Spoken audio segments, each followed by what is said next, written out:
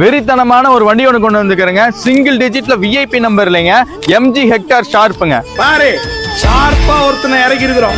எல்லாம் தேடி தேடி உன்னை கண்டேனே,